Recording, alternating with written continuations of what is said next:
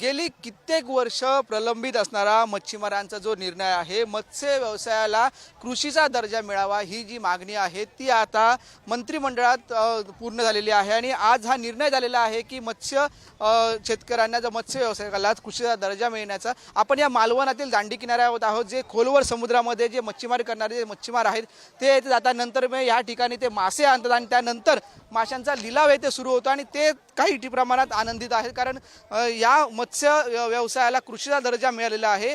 आपल्या सोबत येथे मच्छीमार नेते देखील आहेत, तोरसकर साहेब, काय सांगाल एकंदरीत आज महत्त्वाचा निर्णय झालेला आहे मत्स्य शेतकऱ्यांसाठी एकंदरीत?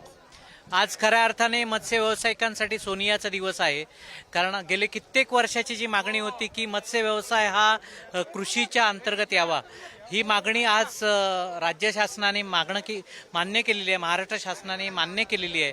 आणि त्याच्यामध्ये सर्वात महत्त्वाचा वाटा जो आहे तो माननीय मुख्यमंत्री देवेंद्रजी फडणवीस साहेब आणि त्यांच्या नेतृत्वाखाली काम करणारे आमचे लाडके मत्स्योद्योग मंत्री सिंधुदुर्गाचे सुपुत्र नितेशजी राणे साहेब, आज खरंच ह्या गोष्टीची गरज होती। कारण कित्येक मत्स्य दुष्काळ असेल किंवा मत्स्य शेतकरी असतील, ह्या सगळ्यांनाच एक वेगळ्या कृषी दर्जाची गरज होती, कारण प्रत्येकाची गरज ही वेगळी आहे।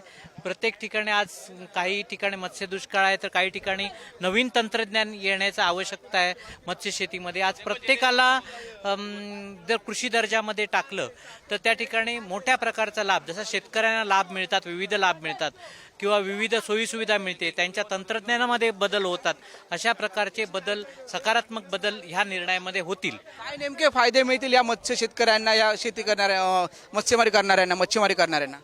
महत्त्वाची गोष्ट म्हणजे बरेच काळापासनं मत्स्य दुष्काळ असेल किंवा या ठिकाणी NCDCच्या बोटी असतील किंवा मच्छीमारांसाठी सोयीसुविधा असतील, पंतप्रधान मत्स्य संपदा योजनेमधील काही त्रुटी असतील, त्या त्रुटींमध्ये बदल करण्यासाठी हा जो मत्स्य व्यवसाय हा कृषीमध्ये बदल होणं गरजेचं होतं आणि ती मागणी बरेच वर्ष मच्छीमार करत होते।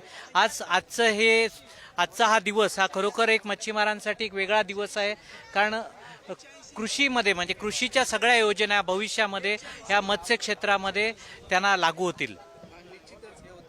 नेते तोरसकर यांनी सांगितलं आहे कृषीच्या योजना आहेत ते मत्स्य शेतकऱ्यांना लागू होतील। आपण पाहिलं की या मच्छीमारांना आनंद देखील आहे, कारण बहुतेक आता हा लिलाव सुरू झालेला आहे आणि यामध्ये त्यांना फायदा होईल, शेतकऱ्यांना अनुदान मिळेल, त्यांना वीजमध्ये सवलती मिळतील, अशा सर्व ज्या मत्स्य शेतकऱ्यांना उपलब्ध होतील असंच एक आता म्हणावं लागेल। कारण महत्त्वाचा निर्णय हा जे मत्स्य आणि बंदर विकास मंत्री नितेश राणे यांच्या माध्यमातून पहिल्यांदाच हा महत्त्वाचा निर्णय मोठा इथे घेण्यात आलेला आहे। त्यामुळे सर्वात आपण मालवणमध्ये बघतोय की आनंदाने उत्सवाचं वातावरण इथे आहे। कॅमेरामन अमेश सुर्वेसह उमेश बुचडे, पुढारी न्यूज, सिंधुदुर्ग।